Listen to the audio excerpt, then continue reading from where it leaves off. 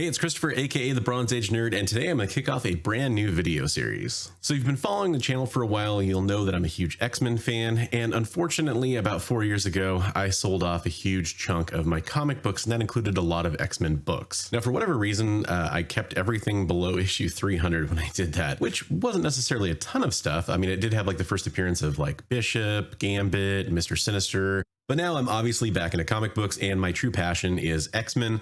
And so I want to try to put together as big of a run as I can between issue 1 and issue 300. Of course, it gets easier as you get closer to issue 300.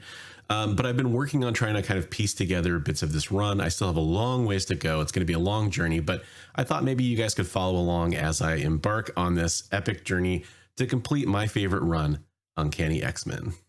So I have a couple different batches of comics to show off to show what I've been picking up recently, and you guys can kind of follow along. I'll post updates as I get more stuff. The first batch of comics, it's gonna be mixed up. Half of them come from the owner of Dangerous Waters Comics and More, which is a comic book store that I'm affiliated with. There's a discount code. Use code BRONZE10 to save 10% off your purchase.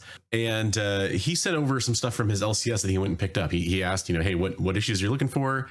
I sent him kind of the list, and he went and picked up a bunch of the kind of cheaper books in that run that he could find at his LCS, which is really awesome. Thank you so much for doing that.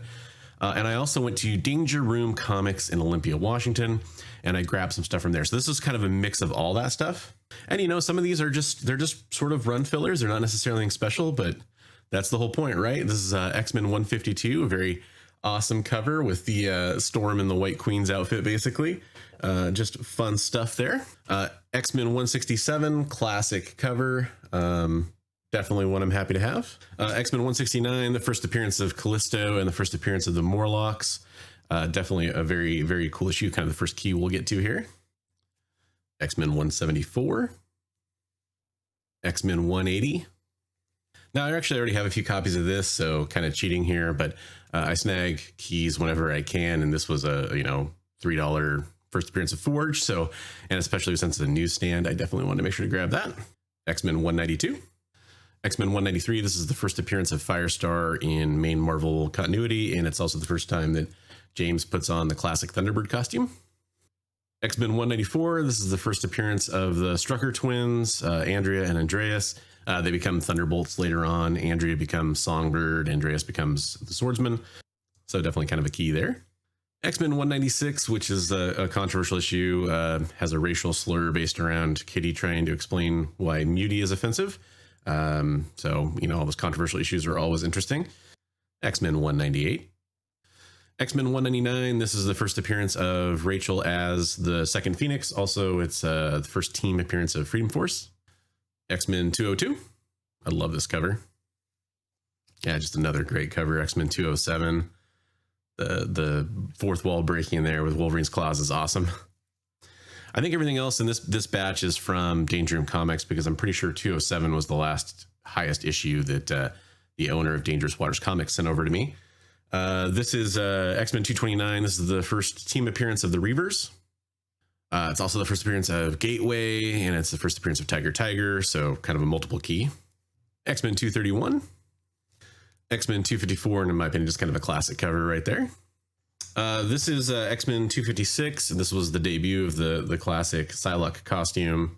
The first appearance of Quanon. So you got the Mandarin here too, of course, and this was a newsstand, so I was really super happy to grab this one. You got first Psylocke as Lady Mandarin. And just another classic cover here on X-Men 258, X-Men 259, and X-Men 269. All right, so I'm going to cheat. This is the one comic book I grabbed too that isn't technically an X-Men book, but this is the reappearance of Jean Grey after her death. This is Fantastic Four 286. It was a newsstand. Definitely happy to grab this one. Not an expensive key, but I think it's a really cool book. All right, and this last weekend, I went to a wedding in Oregon and made sure to stop by a comic book shop. I went to Cloud9 Comics in downtown Portland. Absolutely awesome comic book shop. I hadn't been in there before. It's a little on the small side, but just packed with all kinds of cool stuff. Plenty of keys on the wall. And the owner was super friendly and engaging. So just a great store. There I got, this is my first copy of X-Men 164, the first appearance of Binary. X-Men 217, Dazzler joins the X-Men in this issue. Second appearance of Mr. Sinister. It's also his first cover appearance. And mention of Madeline Pryor as the Goblin Queen. So kind of a multiple key here. I think this issue is going to climb big time in the future. Then you got X-Men 248. This is the first artwork by Jim Lee on X-Men.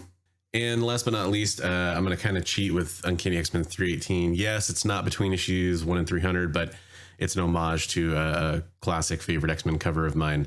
So where Cyclops leaves the X-Men. So definitely had to grab this one too, because it is one of the ones I sold when I originally sold my collection. So happy to have this one back in the family. Hey everybody, thank you so much for following along. I know this is kind of more of a personal passion project, and probably a lot of you follow me for different reasons, like news or takes on the industry or whatever, but this is something that's important to me too, so I thought I'd share it with you guys. Hopefully that's cool. Let me know what you guys collect if you're after any runs down below in the comments. I always love to hear about that kind of stuff. Or if you have any stories about collecting X-Men, I would definitely love to hear about that as well. And while I don't ask people to really like or subscribe or any of that kind of stuff, I do ask that people share my videos if you enjoyed it, or if you know somebody that might get a kick out of it. Maybe share it with people in your comic book community that you have. That would be awesome. I do appreciate that, and I appreciate all of you watching. I want to remind you, as always, hey.